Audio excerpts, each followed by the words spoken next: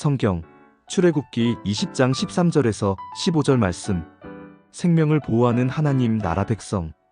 대부분의 사람들은 평생을 살면서 한 번도 타인의 생명을 빼앗는 살인죄를 저지르지 않습니다.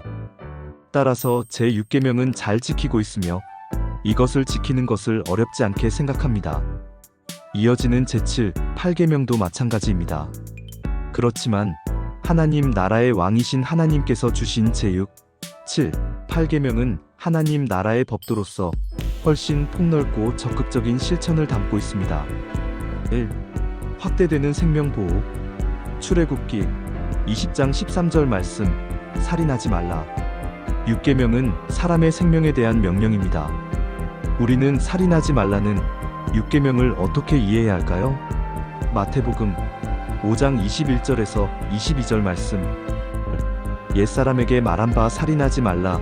누구든지 살인하면 심판을 받게 되리라 하였다는 것을 너희가 들었으나 나는 너희에게 이르노니 형제에게 노하는 자마다 심판을 받게 되고 형제를 대하여 나가라 하는 자는 공회에 잡혀가게 되고 미련한 놈이라 하는 자는 지옥불에 들어가게 되리라.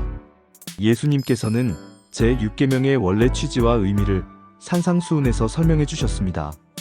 한 사람의 물리적 생명을 끊는 것뿐만 아니라 형제에게 노하는 것, 욕하는 것이 모두 제6계명을 어기는 것이라고 확대하여 해석 및 적용하십니다. 사도 요한도 이런 예수님의 말씀을 따라서 요한 1서 3장 15절에서 그 형제를 미워하는 자마다 살인하는 자라고 했습니다. 사람은 하나님께서 흙으로 빚어서 생기를 불어넣으셔서 생명, 곧 살아 움직이는 존재가 되었습니다. 사람은 이 생명을 가지고 좀 더 적극적인 살아있음으로 나가야 했습니다. 하나님께서 주신 계명을 적극적으로 지키면서 아내라는 다른 사람과의 관계를 지켜가야 했습니다.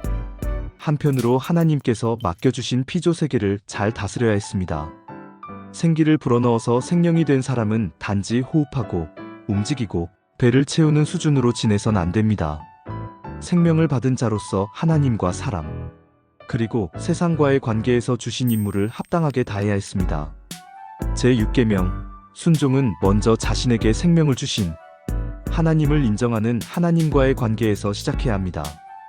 이 관계의 기초에 다른 사람들의 생명을 보존하도록 노력해야 합니다. 누구의 생명이든 그 생명을 빼앗고 하나님께서 그 사람에게 맡긴 사명을 다하지 못하도록 방해하는 것을 방지해야 합니다. 타인과의 관계뿐만 아니라 하나님께서 주신 자신의 생명도 소중하게 지켜가도록 노력해야 합니다. 마음과 영혼을 평온하고 즐겁게 하며 적당한 음식, 노동, 휴식, 수면을 취해야 합니다. 분노, 증오, 시기로 다른 사람을 대하고 스스로에 대한 과도한 염려와 무절제한 오락과 일함도 주의해야 합니다. 제6계명, 순종이 이렇게 확대된다는 것을 알아야 합니다. 2. 하나님께 속한 우리 몸. 출애굽기 20장 14절 말씀. 간음하지 말라.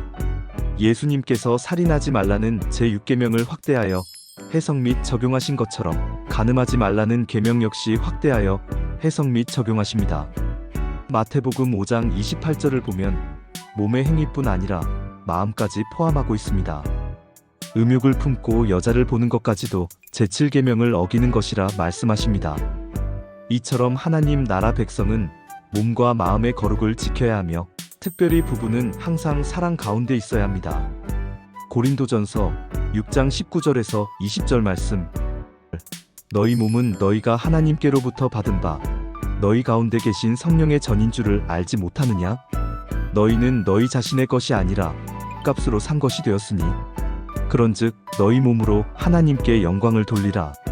제7계명은 우리 몸에 대한 하나님의 뜻을 전합니다. 사도 바울이 고린도전서 6장 19절 20절에서 말하는 것처럼 우리 몸은 하나님의 거룩한 전입니다. 우리 영혼뿐만 아니라 몸도 하나님 나라 왕이신 하나님께 속합니다. 그러므로 우리 몸도 그리스도를 닮아 성령님께서 인도해 가시는 몸이 되어야 합니다. 제7계명이 금지하는 간음의 문제를 이런 몸의 관점으로 이해해야 합니다. 간음은 자신의 몸의 정체성을 깊이 알지 못하고 내 마음대로 몸을 사용할 수 있다는 잘못된 생각에서 출발하기 때문입니다. 제7계명은 결혼한 부부 사이에만 적용되는 계명은 아닙니다. 하나님께서는 남녀 간의 성적인 관계를 오직 하나님께서 직접 정하신 혼인제도와 혼인 서약 안에서만 허용하셨습니다. 따라서 혼전의 성적인 관계를 가지는 것은 허용될 수 없습니다. 결혼 전에는 몸, 생각, 감정, 말에서 순결함을 유지해야 합니다. 결혼 전에 이런 훈련을 하는 것은 부부가 된 후에도 유익합니다. 청소년기나 결혼 전 청년기의 잘못된 상상, 경험은 그 자체로도 제7계명을 어기는 것이지만 이것이 결혼 이후 부부관계에서도 좋지 않는 결과를 가져올 수 있기 때문입니다. 물론 결혼이 자동적으로 이런 모든 시험과 유혹을 이기게 하는 것은 아닙니다. 그러므로 몸과 영혼의 왕이시며 주인이신 그리스도를 굳게 붙들고 힘써 서로에 대한 의무를 다해야 합니다. 그렇다고 해서 엄격하게 금욕적인 생활을 하라는 뜻은 아닙니다. 잘못된 금욕주의는 멀리해야 합니다. 부부관계는 하나님께서 즐기도록 허락하신 영역입니다. 금욕의 은사가 없는 이들은 결혼해야 하며 결혼을 지나치게 미루거나 피하는 것도 잘못입니다. 이 관계가 건강하고 풍요로울 때 부부관계 밖에서 부정하게 되는 것을 피할 수 있습니다. 혼인 외에 부적절한 관계처럼 부당한 이혼도 제7계명에 어긋납니다. 3. 모든 재화는 하나님의 것. 출애굽기 20장 15절 도둑질하지 말라. 우리는 제8계명을 남의 물건을 훔치는 것에만 한정해서 생각하기 쉽습니다.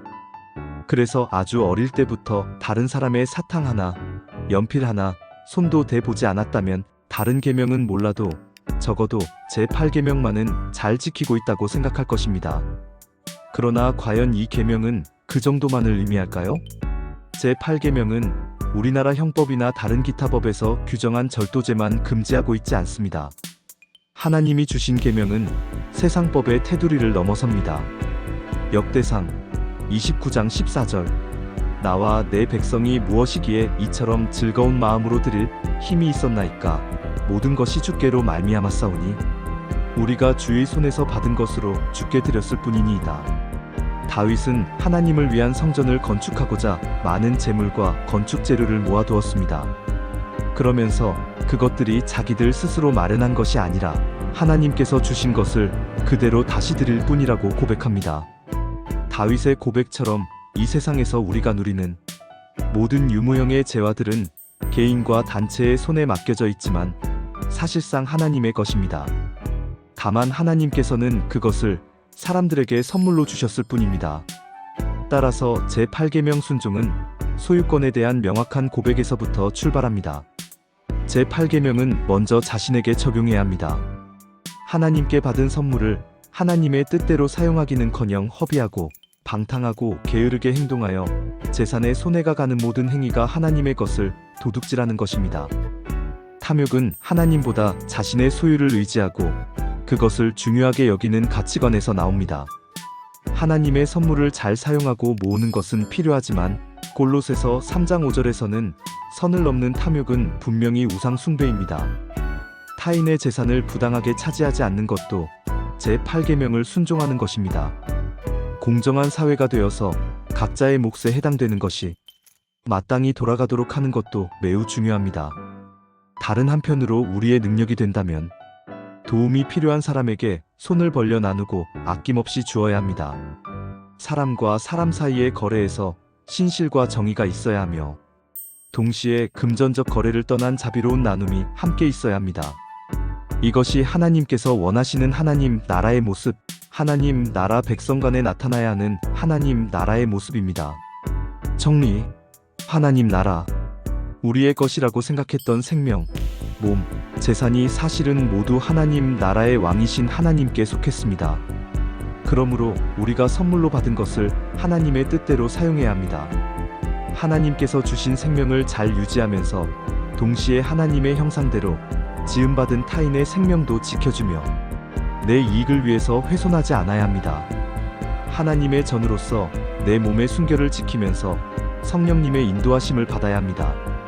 모든 재화가 하나님의 선물임을 알고 하나님께 드리는 심정으로 사용하며 공정하게 나누어지도록 노력해야 합니다.